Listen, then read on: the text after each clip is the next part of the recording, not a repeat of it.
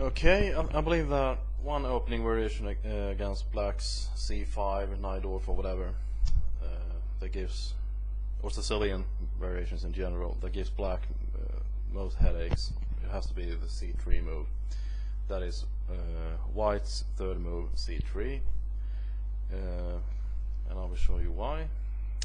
White plays e4, black responds e5, d4, and I'll play all kinds of games, and sometimes when I take over here my opponent takes with the queen, sometimes I play c3. I mean, those are just beginning moves, but in this particular game, which by the way was a blitz game that I played recently, and I was black, and my opponent, I took the pawn after he played d4, I took the pawn, and here he played c3, and this is actually very interesting, and it's actually kind of difficult for black to respond in a good way. Usually, I mean, you can play moves like knight to f6, like I play, g6, or you can also take the pawn. But the problem with taking the pawn is that, I mean, after d takes c3, white simply develops a piece with knight takes c3.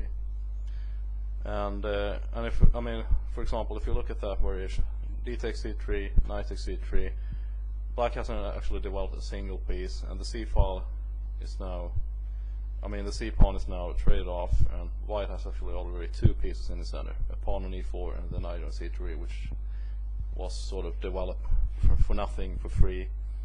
So I don't like that variation. So with c3, I don't take the pawn, I don't play d5 or anything, I simply play knight f6. And the idea here is that, yes, white will play e5, because that's the most sensible move, because obviously the pawn here is under attack. It is possible to play a move like bishop d3 to protect, or perhaps in something like queen c2, you know, moves like that. But the most common move here is e5, simply kicking the knight away. So after knight d5, it's not actually necessary for white to take the pawn right away. He can also play moves like knight f3. I believe knight f3 is actually the most common move. I mean, white develops a piece, and still, I mean, it's not a good idea to take the pawn. I mean, obviously, black can't actually take the pawn. I mean, for example, after e6 or something like that. So instead of that, he plays c takes d4, which is, I mean, it's fine. It works. And here I play d6, and we can see now that the idea is to simply trade off at some point, not necessarily right away. I don't like to trade off that pawn right away, because once that happens, white still has some sort of control in the center. He can even play a move like f4 or whatever, and those pawns will still be in the center.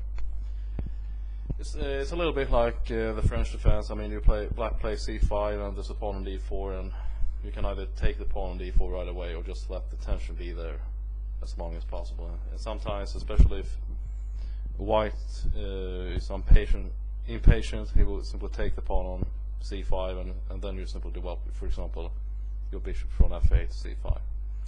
But anyway, he played bishop c4, and that's a very common move. Knight b6, attacking the bishop, bishop b5 check, bishop d7, and here we play queen e2.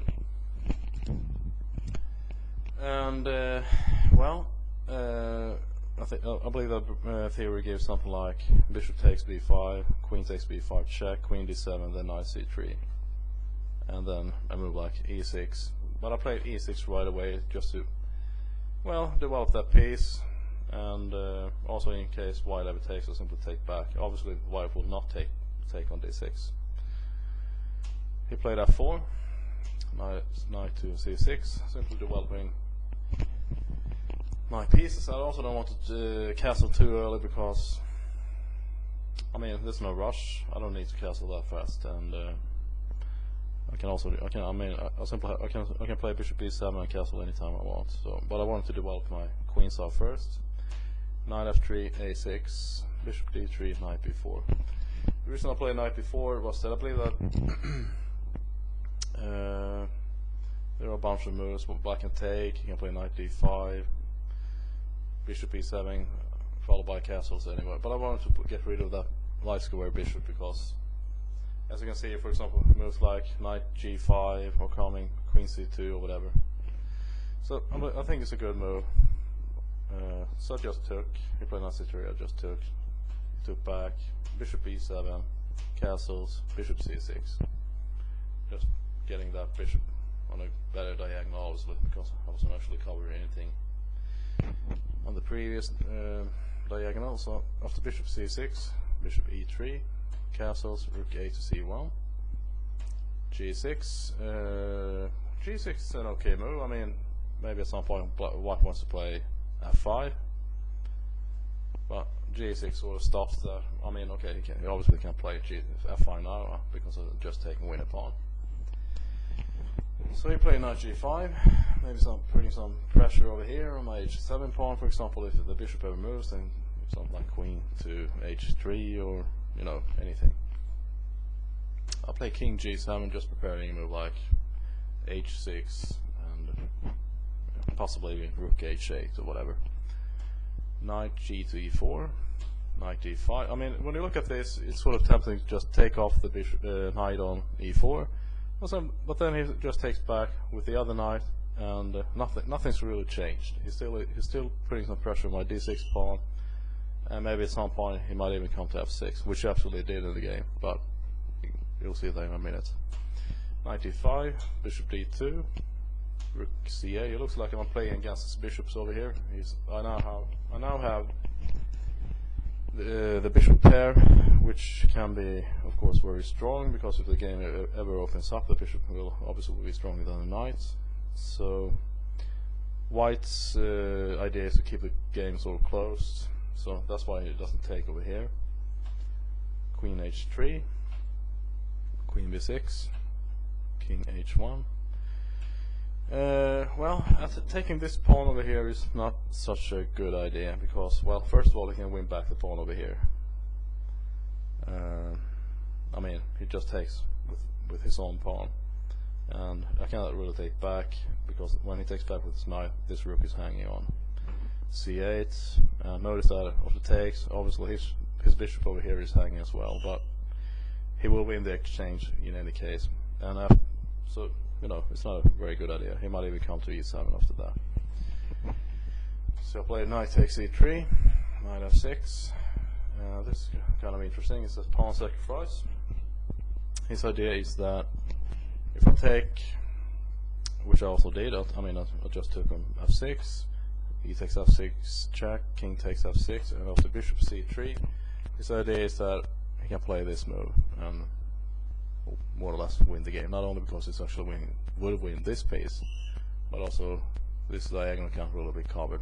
I'll have to play a move like e5, and then just takes, and then there's the rook check. So I play bishop d5. Notice that I don't want to play a stupid move like d5, because d5 would just block my own bishop. So bishop d5 is a good move. Queen h4, king g7, a3, queen b5, rook f2, rook c7, h3, queen d3. I have to go through these last moves very fast. Rook f8, g4, b6, g5, queen f5, rook e1, king g8, queen g3, a5, h4, king g7, h5, g takes h5, queen h4, king g6, protecting the pawn, king g3, rook c4, rook h2, rook takes c3 check. This is actually, of course, as you can see, an exchange sacrifice. Now the game is just over for white. The reason I play king to g6 is that, notice that he has a check over here. So he took on h5 anyway, and after rook g3 check, king f1, queen takes f4 check, rook f2, bishop c4 ends the game, because his only move is rook e2 and then just queen c1 checkmate. So he resigned after bishop c4 check. Okay, I hope you enjoyed that fast video. As you know, 10 minutes is not a very long time. I also want to comment a little bit about the election in the United States. And I think that it's a scam, it's a show, the whole election. So whoever wins, you can count on that not much change will happen. And I also believe that the same forces control both candidates. So I wish all the luck. So see you soon. Bye.